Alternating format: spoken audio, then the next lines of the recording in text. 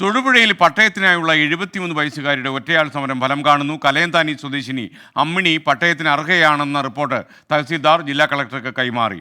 പട്ടയം കയ്യിൽ കിട്ടിയ ശേഷമേ സമരം അവസാനിപ്പിക്കൂ എന്ന നിലപാടിലാണ് അമ്മിണി. വിഷ്ണു സുരേഷ് ചേരുന്നു വിവരങ്ങളുമായി. വിഷ്ണു, ഗുഡ് മോർണിംഗ്, പറയൂ.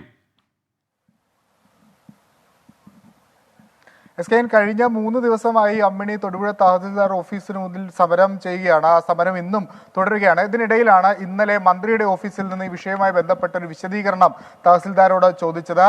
അമ്മിണി പട്ടയത്തിന് അർഹയാണ് എന്നുള്ള റിപ്പോർട്ട് തഹസീൽദാർ കളക്ടർക്ക് നൽകിയിരിക്കുന്നു. അതായത് സമരം ഫലം കാണുന്നു എന്നാണ് മനസ്സിലാകുന്നത്. പക്ഷേ പട്ടയം കയ്യിൽ കിട്ടാതെ താൻ ഇവിടെ നിന്ന് പോകില്ല എന്നുള്ളതാണ് അമ്മിണിയുടെ നിലപാട്. അമ്മിണിയോട് തന്നെ ചോദിക്കാം, അമ്മക്ക് അനുകൂലമായിട്ടാണ് റിപ്പോർട്ട് നൽകിയിരിക്കുന്നത്. സമരം അവസാനിപ്പിക്കുന്നുണ്ടോ അതോ പട്ടയം കൈ കിട്ടിയിട്ട് മാറുള്ളൂ? എൻ്റെ കയ്യിലിരിക്കുന്ന 10 സെന്റ് എൻ്റെ സ്ഥലം എനിക്ക് കിട്ടണം, കൈവശ പട്ടയം കിട്ടണം. ആ മതിലും പൊളിച്ചു കളയണം, അല്ലാതെ അമ്മണി ഇവിടുന്ന് മാറിപ്പോകില്ല.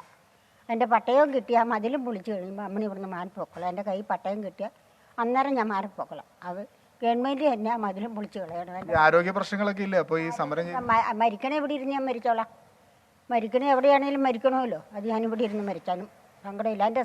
എൻ്റെ കയ്യിലിരിക്കുന്ന 10 സെന്റ് വേണം എനിക്ക്. ഇപ്പൊ ഈ കളക്ടർ അനുകൂലമായ റിപ്പോർട്ടാണ്, നമുക്ക് അർഹതയുണ്ട് പട്ടയം കിട്ടാനെന്ന റിപ്പോർട്ടാണ് കൊടുത്തിരിക്കുന്നത്. അതിനോട് എന്താണ് പറയാനുള്ളത്? അതിനോട് പറയാനുള്ളത്, എൻ്റെ കൈ കിട്ടിയാലേ 10,000 ചാക്ക് പഞ്ചാര എന്ന് പറഞ്ഞിട്ട് കാര്യമുണ്ട് സാറേ.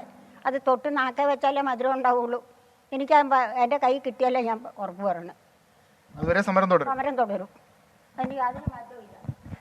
സമരം തുടരും. അതായത് പട്ടയം ആ പേപ്പറായി കയ്യിൽ കിട്ടണം. അതിന് സർക്കാരിന്റെ നിയമ നടപടികളൊക്കെ ഉണ്ട്. ഒരു 10 ദിവസമെങ്കിലും അതിന് പിടിക്കും. അതുവരെ താൻ തഹസിൽദാരുടെ മുമ്പിൽ ഓഫീസിന് മുന്നിൽ സമരം തുടരും എന്ന നിലപാടിലാണ്. പക്ഷേ അനുകൂലമായ നിലപാട് സർക്കാർ ഉദ്യോഗസ്ഥരുടെ ഭാഗത്തുനിന്ന് ഉണ്ടായിട്ടുണ്ട്. ഇവരുടെ 10 സെന്റിൽ കുറെ സ്ഥലങ്ങൾ അയൽവക്കക്കാർ കയ്യേറിയെന്നൊരു ആക്ഷേപമുണ്ട്. അതിൽ കൃത്യമായ ഇടപെടൽ വേണമെന്നും ആവശ്യപ്പെട്ടിട്ടുണ്ട്. അതിലൊരു പുനർ അളക്കലോ അല്ലെങ്കിൽ അത്തരം കാര്യങ്ങളൊക്കെ വേണമെന്നാണ് ഇവരുടെ ആവശ്യം. അതും ഉണ്ടാകുമെന്നാണ് നമ്മൾ പ്രതീക്ഷിക്കുന്നത്. എന്തായാലും അമ്മണിയുടെ സമരം ഏറെക്കുറെ ഫലം കാണുന്നുണ്ട്.